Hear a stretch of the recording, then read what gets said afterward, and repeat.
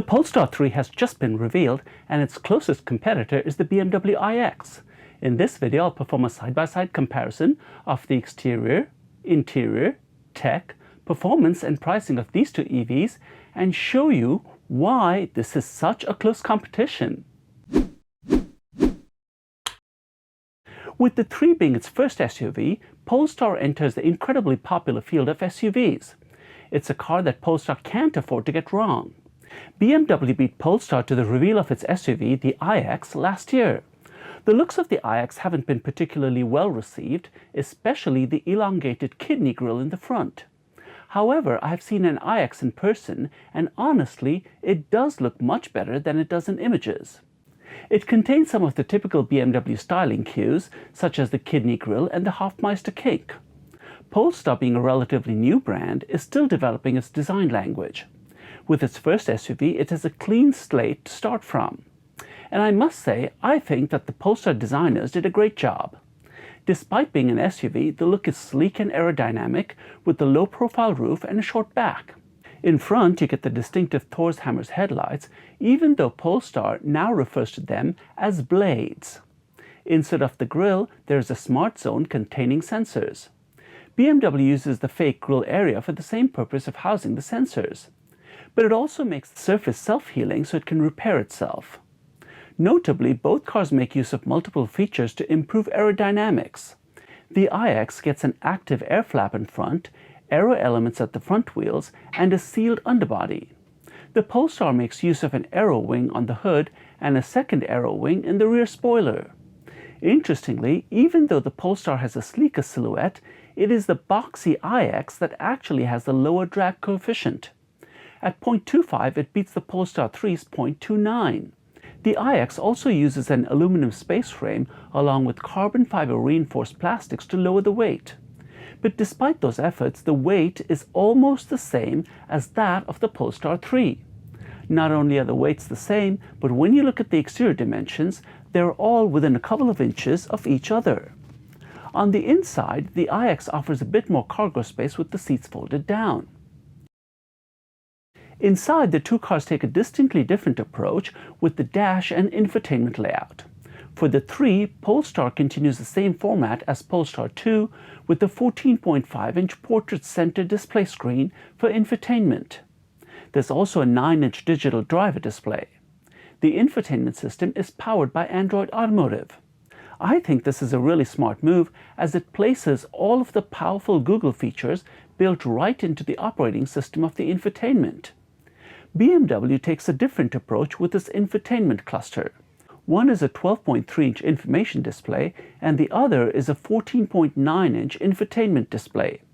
It does use its own operating system, but will also run Apple CarPlay and Android Auto, which, be sure to note, is not the same as the Polestar's Android Automotive. With the rest of the interior, both cars follow similar trends of sustainability. Both offer materials like wool and eco-friendly leather. BMW also offers a microfiber option, while Polestar has developed a new bio-attributed microtech material made from flax fibers. Both cars offer luxury options like seat heating, ventilation, and massage.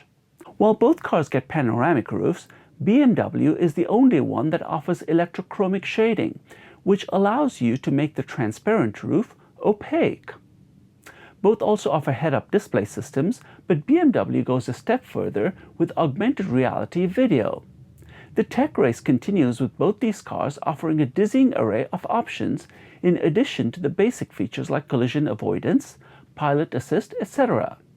Both cars get a heat pump and over-the-air updates. The Polestar 3 gets a 25-speaker Bowers & Wilkins audio system integrated with Dolby Atmos. The iX gets an optional Bowers & Wilkins stereo with 4D audio.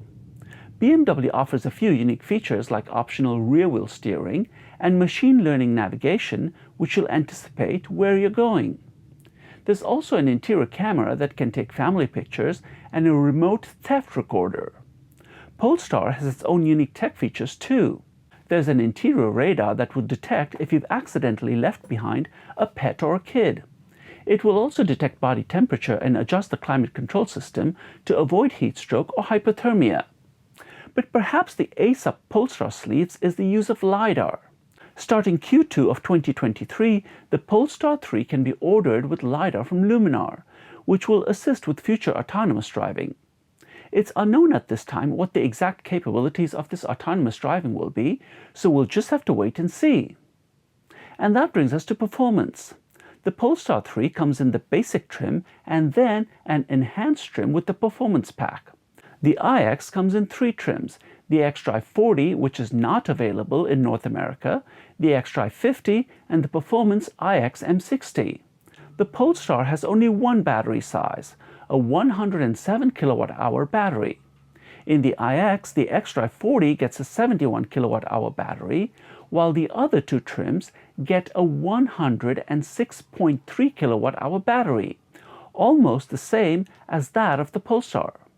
So for the purposes of this analysis, we will only focus on the larger battery size, as that's what matches the Polestar.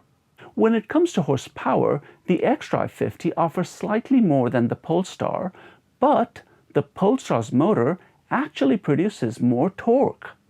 Comparing the performance versions, we see that the iX M60 is significantly more powerful.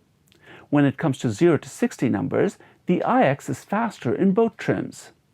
Both cars come in dual-motor all-wheel drive configuration, but the Polestar 3 gets a decoupling function that allows the car to be run as front-wheel drive only, in order to increase the efficiency. The Polestar 3 also offers torque vectoring on the rear motor to enhance traction and performance. When it comes to range, it looks like the Polestar 3 will be a little shy of the iX, but keep in mind that at this time, the numbers are just manufacturer estimates. We will know more once we have actual EPA test numbers for the Polestar. For peak charging power, the Polestar offers slightly higher 250 kilowatts compared to the iX's 200. For ride quality, the Polestar gets a standard air suspension, while the air suspension is optional in the BMW iX. Given that both of these are SUVs, one would expect some level of off-roading capabilities. BMW has provided information on some of the off-roading specs, while Polestar has not. So if the Polestar 3 is really an off-roader or not remains to be seen. Both these cars are top-of-the-line vehicles with impressive specs, so they don't come cheap. The xDrive 50 and the base Polestar 3 are actually very close in price. The difference becomes quite a bit more when you compare the iX M60 with the Polestar 3 Performance Pack. And that's understandable, because the M version specs are quite a bit higher than those of the Performance Pack. Unfortunately, with the new US EV tax credit rules, neither of these cars qualify for the credit. Which one would you buy, the BMW iX or the Polestar 3? Let me know in the comments below.